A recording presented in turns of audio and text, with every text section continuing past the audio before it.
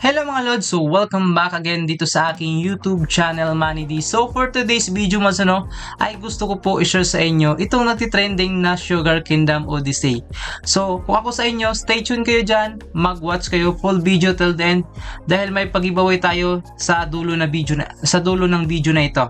Okay, so yung hidden word in this video is Sugar Kingdom. Comment nyo na po dyan sa ating comment section, pati na din po yung comment nyo para sa ganun kayo, kung kayo ay mapili sa ating paroleta dun sa Gcash giveaway natin, magkakaroon kayo ng Gcash. So ayan, so pag-uusapan natin ngayon itong si Sugar Kingdom. So ano nga po ba to? Isa nga po itong play to earn, kung saan ay napaganda nitong play to earn na to mga dahil meron silang play with any altcoins and BRC token. So saan pa kayo hanap niyan? Kumbaga meron na silang BNB, Ethereum, ganun po. Okay, so altcoins. Then meron na din silang BRC token na po pwede kayo mapag-play yung mga coin na naka BRC 20 network. So po pwede niyo po siyang mai-play dito yung mga coin na 'yon. Okay? So then ayan, tingnan natin dito. Meron pa po silang compete in cross-community tournaments. Bring your tokens for any chain. Ayan. Climb the leaderboard and claim your spot at the top for epic rewards. Your CryptoK opens the door to the Kingdom Treasury. So, yun. Then, earn up to 100x playing games. Okay? So, yan po yung sabi nila dito. Makapag-earn kayo ng up to 100x playing the games lang po. Ayan, every game hold potential to skyrocket your winnings by up to 100x. Okay, so play, conquer, and multiply your crypto rewards. Ayan. So, yun. Then, scroll down tayo dito. So, meron silang video po dito kung saan nagpapakita ng kanilang gameplay. Ayan. So, tingnan natin. Okay, play. Using altcoin and BRC20. Ganun po yung kagandahan dito. Ayan. Stake. SKO. Okay. So, pwede din kayo makapag-stake ng SKO dito para sa ganun makapag-earn kayo ng airdrop. Okay. At makapag-earn kayo syempre ng interest. Ayan. Meron din silang pa-ticket. Ayan. Sugar Kingdom. Okay. So, isa sa nagustuhan ko po dito is napakadami ng chain po niya. Okay. Napakadaming chain or mga altcoins na po pwede nyo pong gamitin sa larong ito. Hindi nyo na po need mag-swap ng ganito ganyan para dahil ito lang yung need na coin, hindi na po ganun. Kumbaga direct na lang po o paano na lang kayo sa transaction fees. Hanap na lang kayo ng mas mura pa dun sa transaction fees. Then ito po yung team and advisor nila. So Apes International, okay? So ayan, yan po yung advisor nila mga So Apes Group .xyz. Yan. Yan. Okay. So, dito, tingnan natin sa baba. Partners. Ito po yung nagandahan ko sa kanila mga napakadaming partners. 50 plus yata to? Or 50 plus. So, yan. Napakadaming partners dito. Yun. Napakadaming partners. Nandito na din po yung meron pa airdrop po. Si Gilius, yan. So, ayan, napakadaming partners. Pakitingnan lang po ng maigi.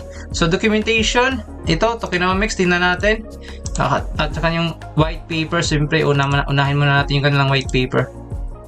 Okay, so accept lang natin yan. Ito, tokenomics nila. So, dito, sa seed, ayan yung tokenomics nila, no? So, airdrop, meron silang airdrop po dito. Nasa, po yung supply.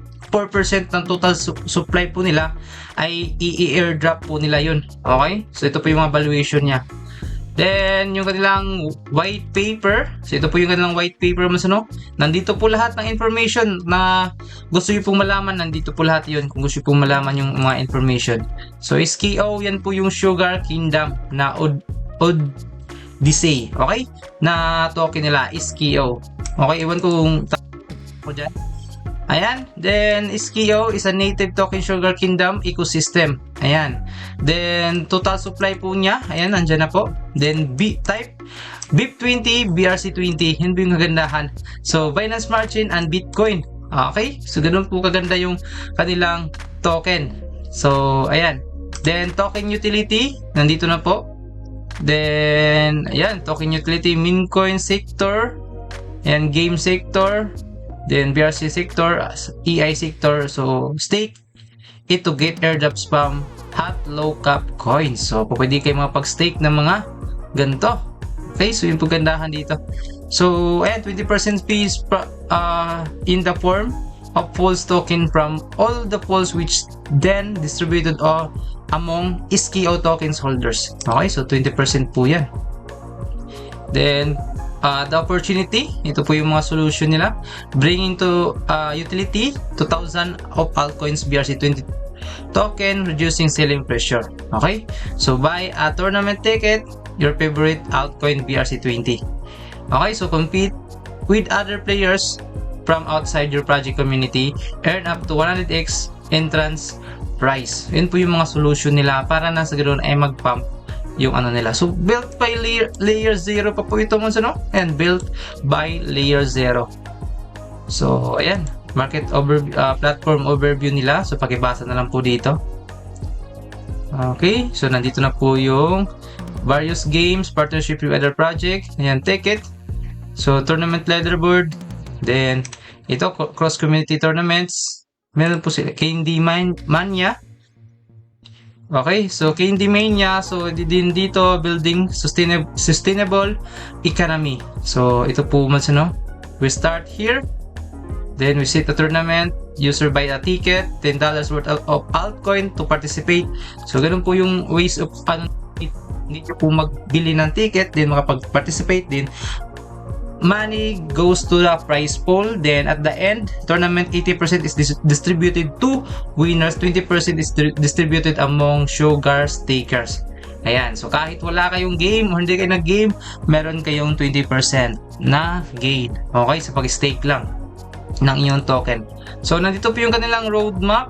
So ito po quarter 1 2024 launch alpha of the platform. Get 50 new partners, parang nandito pa ata sila ngayon. Launch of Sugar's Race. Ayan siya. Okay, pakitingnan na lang po ng maigi. Then yung partner and investors po nila, nandito na po lahat. Okay, so yun po yung mga nakadocs po ito, yung mga partners po nila. Nandyan po yung lahat ng mga info. Okay, so yung kanilang team po nila is Apes International. By the way pala man, no, good news po about sa project na ito or play to earn game na ito. Yung Ape International nga po pala yung kanilang team is yan po yung gumawa ng The Sandbox at pati na din po yung meron pa po yung isa. So ayan, so pick a winner po muna tayo. So pagbusin nyo na po, mahaba po yung video natin. So ayan, nanalo nga po siya, nag-comment siya lang ng X word. Okay, ganun lang po. Hidden word in this video lang yung i-comment nyo. Or kahit nilagyan nyo na po ng kung ano po yung comment nyo dyan. Kung may katanungan kayo, mag-comment lang kayo dyan. Huwag nyo lang po kalimutan lagyan ng hidden word.